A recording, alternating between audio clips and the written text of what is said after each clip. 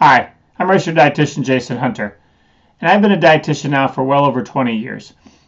And I primarily work on helping people just live an overall healthier life, whether it's lose weight, lower their cholesterol, get rid of some of their aches and pains. But the goal with our clients is, how can I live the best life possible, right? The healthiest life possible. It's going to allow me to live many years without increased risk for diseases and illnesses and things like that. So today, I wanted to talk about what's called the ECS system, or the Endocannabinoid System. It's something new that is emerging in the world right now, and you might have heard of it in regards to like CBD or cannabis and things like that, but it's a lot more than that. So the endocannabinoid system it's a complex cell signaling system in your body that was actually identified not too long ago, maybe 20, 30 years ago, when they were exploring like cannabis and cannabinoids and the benefits of things found in that, right? Well, experts are still trying to fully understand what the ECS system does and how it actually works, but experts do know it plays a regulating role in a variety of functions and processes that include like sleep, mood, appetite, memory, reproduction, and fertility. As we'll talk about in a little bit here, there's going to, maybe even fibromyalgia, things like that people deal with could be tied to the ECS system. So, like I mentioned, it's a very complex cell signaling type system.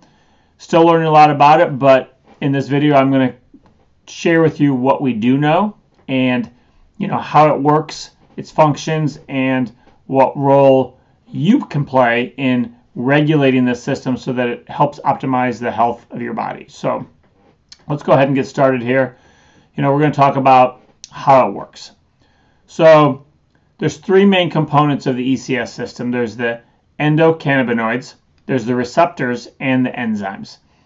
So the endocannabinoids are molecules made by the body, and they're similar to normal cannabinoids, but they're actually produced by the body. So there's two key endocannabinoids so far that people have identified, or experts have identified. One is called the AEA, and the other one's 2-AG. And I'll try to pronounce it for you, but it's a little confusing, or it's a little hard to pronounce, but it's 2-acridonoglycerol. So if I even said that right, I might have screwed that one up. And then the other one's anandamide. So these two endocannabinoids are, help keep the internal functions of the body running smoothly. Your body produces them as they're needed. Makes it difficult to know how much you have for each level because, again, your body produces as it needs it. So it's not like we can say, hey, you need to have a minimum of this or you're deficient and things like that, right? So there's a lot to still be discovered with that. But as far as the ECS receptors, they're found throughout the body, and the endocannabinoids bind to them so that they can signal that the ECS needs to take action. So there's two main receptors, and this might be a little more common to you, but there's the CB1 receptors and there's the CB2 receptors. So the CB2 receptors are found usually in your peripheral nervous system, particularly in immune cells. Your CB1 is usually found in your central nervous system. So your endocannabinoids can bind to either receptor. Which one it binds to depends on where the receptor is located, and then at that point which one is going to bind to, right? So endocannabinoids may target the CB1 receptors, to relieve spinal nerve pain or things like that. Or if it has to do with immune cells, it might bind to CB2 receptors, so that if your body's experiencing inflammation or something from an autoimmune disorder, it knows to activate those immune cells and start fighting them off. So, that's just one part of the ECS system, right? Now we're going to talk about some enzymes, right? So the enzymes that are in the ECS system are responsible for breaking down these endocannabinoids once they've carried out their function. So there's two main enzymes that are responsible for this. There's the fatty acid amide hydrolase, which breaks down the AEA that I talked about earlier. And then there's the monoacylglycerol acid lipase, which breaks down the 2-AG that I talked about earlier. So, these all, like I said, it's a complex system. We're still trying to figure this out, but they all kind of work together. If one's out of whack, it's going to affect the other one. So what people call homeostasis, right? The ECS system helps really create that homeostasis for the body so that the body can function at a normal level. So what are the functions of the ECS system? Like I was telling you, this was just discovered about 25, 30 years ago. So they're still trying to figure out exactly what its roles are in the body, how it works, how it gets influenced, and things like that, right? But what they have figured out is some potential functions in regards to where the ECS plays a role. It can actually play a role in appetite and digestion. We talked about pain earlier, right? Like spinal nerve pain. So chronic pain, inflammation, and other immune system processes and responses. And we talked about how those receptors actually deal with immune cells, right? They're finding that the ECS, they believe, plays a role in mood and learning and memory, as well as like motor control and sleep. So there's a lot of different things that it keeps research is pulling up, right, in regards to where it plays a role. Now, how exactly it plays a role and in what impact is what's still to be determined, but it goes as far as reproductive health and stress and skin and nerve function, muscle formation. So the one thing we do know is the ECS system is important to the body. So this endocannabinoid system that we're starting to hear more about is a pretty big deal, and we're finding more and more in regards to how important it actually is to help maintain a healthy, optimal body. So like we talked about homeostasis, right? It all contributes to the homeostasis of the body, so that's like the stability of your body, right? How stable and normal can my body function? That's homeostasis. So if something from the outside, like an injury, or I get hit with something, or I have a fever or things like that, this affects my body's homeostasis. This is where the endocannabinoid system would kick in and help your body return to that normal operation, right? So that's kind of the primary role of what the ECS does. So I did want to talk a little bit about how CBD interacts with the ECS system. Again, this was kind of discovered while they were looking at cannabinoids and cannabis and things like that back in like the 90s, right? So it's natural for them to now look at what role does CBD play, because CBD doesn't make you high like THC does, right? Or cannabis does. And it usually doesn't have any of the negative side effects.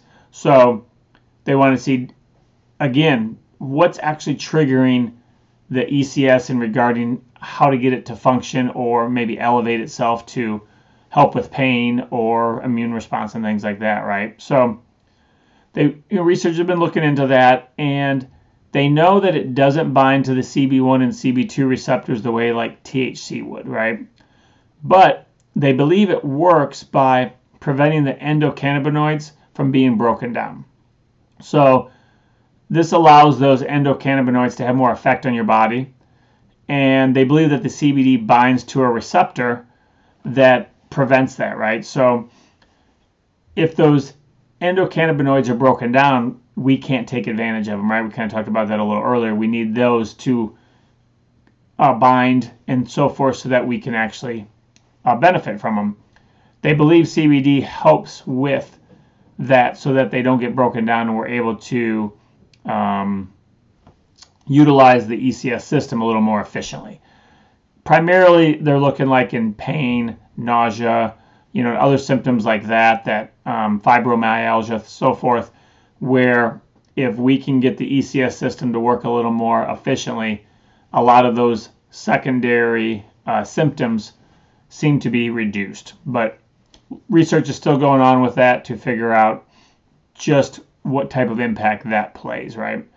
Some people believe that the endocannabinoid system can become deficient, right? As they're still trying to figure out what is a normal level versus a low level, right? it's hard to say if there's a deficiency there, but they are trying to look at relation in regards to, like we talked about, fibromyalgia and different mysterious pains, and what level the ECS system's functioning at that time, right? So there's some theories that believe that you can be deficient in this. So again, if we can ingest CBDs and things like that that help bring up the level of our ECS system, we're going to have a healthier, more stable body and potentially have less symptoms in regards to pain in relation to nerves and fibromyalgia and other things that are somewhat of a mystery at some point in regards to how we treat it if someone has it. Well, they're starting to think maybe we need to be looking at the ECS system because that might be our solution to help treat these a little more effectively. So obviously more research is needed for that. So, the bottom line is we do know that endocannabinoid system or ECS system plays a big role in keeping our internal functioning of our body running at an optimal level, keeping our, what we call just overall healthy, right? Overall stable. There's a lot we still don't know about it, which is why researchers are still digging into this day after day, so that we can try to figure out other alternative health methods that we can do to help live a healthier life, right? And, if you're watching this, it's because you care about your health. You want to live a long, healthy life, or you want your family members to live a long, healthy life, and you're wanting to understand how the body's working, right? Well, the endocannabinoid system is an up-and-coming area that we're going to see a lot more research on, a lot more articles that discuss it, because just like a few years ago when they found that chronic inflammation was a major player in a lot of diseases, it was an underlying factor, right? In a lot of diseases that we have to deal with in today's world. Well, my belief as this research keeps evolving is they're going to find that the ECS system, is a powerful influencer as well. It's just a matter of trying to figure out exactly how it works, what it does, and how we can improve it so that we can reduce our risk of illnesses, diseases, pain, and so forth. So hope you like this video, and we're going to have more videos coming out here soon on the endocannabinoid system in relation to different health ailments, I guess you could say, different topics, so that you can, again, start to educate yourself and make more informed decisions on how you want to maintain your health, how you want to improve your health, and live that optimal life.